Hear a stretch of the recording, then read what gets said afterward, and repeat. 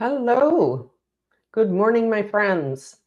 Good morning. Good morning. Good morning. Or if you're listening this later, could be afternoon, evening. Hope you're having or had a great day. I am Dottie Posto, and I am a coach for burnout. So I help professional women end burnout, restore their body, their mind, their spirit, and love their life again. I want you to love your life.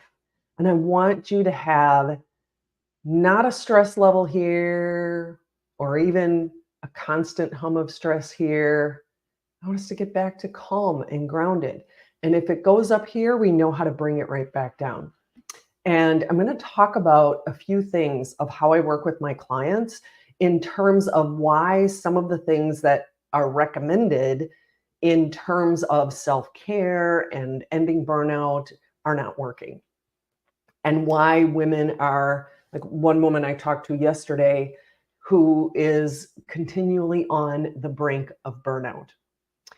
And not continually like never ending, but gets on the brink of burnout, comes back, gets on the brink of burnout and comes back. We can have stress and come back, but getting to that brink of burnout isn't what we want to be doing, where we're just exhausted. And we'll talk about some different things about what those symptoms are and how they present, and then we'll talk about a little bit of what people have tried and why it's not working, and what are some of the key things that you need to do in order to end burnout. Did you know that according to a recent study, 80%, 80 80% of women report feeling burned out, and 60% of them have some pretty serious symptoms of like chronic fatigue, sleep where they're not getting the kind of sleep they need, unexplained illnesses. In fact, the World Health Organization has actually now recognizes burnout as a significant workplace issue, not just affecting our careers and our productivity and our ability to get our work done, but also our overall health and well-being, which I think most people realize that burnout is a health and well-being issue. So what are things that are coming up? I just talked to someone yesterday and she said how she knew she was getting on the brink of burnout was she stopped caring.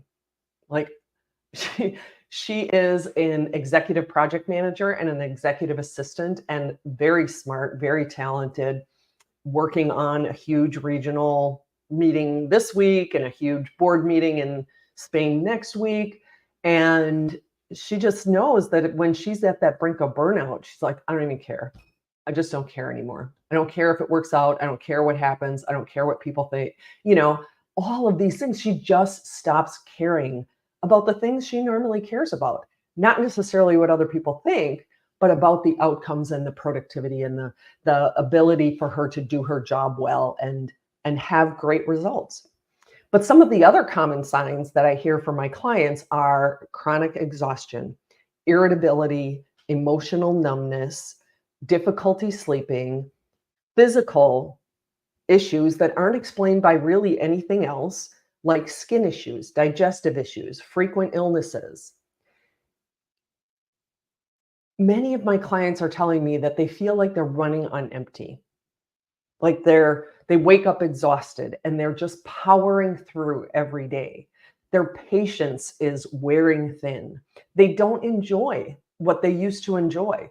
They used to love their job and now they're just irritated. They're stuck in a cycle of stress that just feels like every day is a constant battle.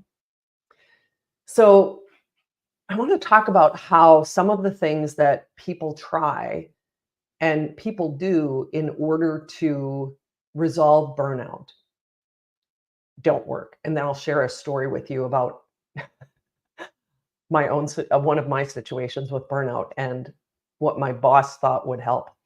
So a lot of people will go on vacation, do some yoga, do meditation, take medication, go on diets, do a gratitude practice, journaling, time blocking. These are all strategies that are that are what I refer to as outside in. They are things that we do that are trying to change our results. And we cannot action our way out of burnout. And not just because doing is what gets us into is one of the things that gets us into burnout. And so doing something else isn't necessarily going to get us out. Um, but these are outside in. They only offer temporary relief, and they don't address the deeper issue. They don't address the reason that you're burning out in the first place. And research actually shows that while practices like yoga and meditation can reduce stress by up to 30%, 30%, that it seems like a lot, but it's, when you think about it, if our stress is here and it's reduced by 30%, we still have an awful lot of stress. But they don't necessarily prevent burnout from returning because they are not looking at the root cause. And so what I focus on with my clients is, yes, we sometimes add in some of those things, but the first thing we're going to do is, well, not the very first thing. We do kind of an outside in, inside out approach. And part of the outside in isn't just doing things differently. It's getting to a level of awareness of what are we doing and why are we doing it, and what is the effect, what is the impact that we're having with what we're doing. So that is kind of the first step, one of the first components of assessing and solving burnout from the inside out is awareness, getting clear on where you are now and what's truly driving your stress. And I will tell you, what is driving your stress isn't necessarily just what you're doing, what other people are doing, what other people are saying. It has to do with what goes on in here. It's our thoughts about it. We feel stress. We feel anxious. We feel these frustrations and things because of how we're thinking. And so what we're going to do, one of the next steps that we do is we get into a deep level of observation. And this takes time, I will tell you, because we have habits of frustration. We have habits of stress. We have habits of how we've been behaving that are leading us to burnout. And we have to be able to see those patterns. And what I've told people in the past is that it starts with someone else maybe sharing with you what impact a behavior is having, or what is, somebody saying, hey, you look like you're stressed out. What's going on? And you start to go, oh, yeah, something happened. Then we pull it back a little bit closer to home, and we can observe it ourselves, where we start to see, oh, this is what's happening and I'm feeling stressed. Then we pull it back further and we can start to observe. And again, it's our thoughts that are causing the feelings, how we think about things that are going on in our outside world, those circumstances, the facts of life. Those are our thoughts about it, are what cause our feelings, the emotions, the vibrations in our body that are the emotions or energy in motion. And if we can observe and continue to pull it back, where we can observe it while it's happening, and maybe we can't stop it, and maybe we observe it as it's bubbling up and we can't stop it, and then we observe it as it's bubbling up and we are able to pull back and recognize, what are we thinking about this, and how can we, is there a way to shift this a little bit so that we don't feel the frustration, the stress, the anger, the anxiety, all of those things. And so we work on, that's the third step, is in that observation, we're starting to then shift. We pull back. And when I say pull back, it's from that where we're observing after the fact to being able to feel it coming up in our body, to be able to observe our thinking as it's coming up. And then we look at how can we make these changes sustainable? How can we do this over time? And part of that is that practice of observation, and also a practice of understanding, what do we need? What do we need in the moment? What do we need? There's some core needs, and another burnout coach who I know talks about 7 or 8 core needs. But there are core needs are, some of them are standard among most people. If you think about Maslow's hierarchy, and we have need for connection, we have need for belonging, we have need for attachment, but then we also have what I refer to as our own unique energetic blueprint. And we have unique needs depending on our core self, on who we are, who we came into this world as. We have core gifts, core talents, core preferences, and those are unique to us. And understanding those needs, our desires, our preferences, and being able to live congruently with those is what really allows you to end burnout for good. I don't think people are talking about this. I think this is a little bit unique in the burnout world. We talk about, I told you I was going to tell you a story. I went on a 2-week vacation to Hawaii when my father-in-law got married. This was quite a while back. My daughter's 25, and I think she was 5 or 6 at the time, so it was almost 20 years ago. And I was gone for 2 weeks, and when I came back, a couple weeks later, my boss sat me down and said, we're gonna get you a coach. Things have not been going great. That was one of my does not play well with others on my report card kind of thing. I was in burnout. And he thought me going away for 2 weeks on vacation would solve it. 2 weeks on vacation, I had a great time. I was not stressed out. I was not, going, 80 miles an hour. I had a blast on that vacation. But I came back and the same thoughts about work, the same thoughts about the people I was working with, the same thoughts were creating that cycle of me not having patience, of me being frustrated. Need versus want. This is huge. Kristen, welcome, Kristen. Thanks for joining. We often put our needs into the want category, yet with our kids, our direct reports, we make sure to meet all their needs. Yeah, we're meeting the needs. That is a very common problem, Kristen, where we have, and I will tell you, we are tend and befriend. We tend to others' needs. That is so common with women.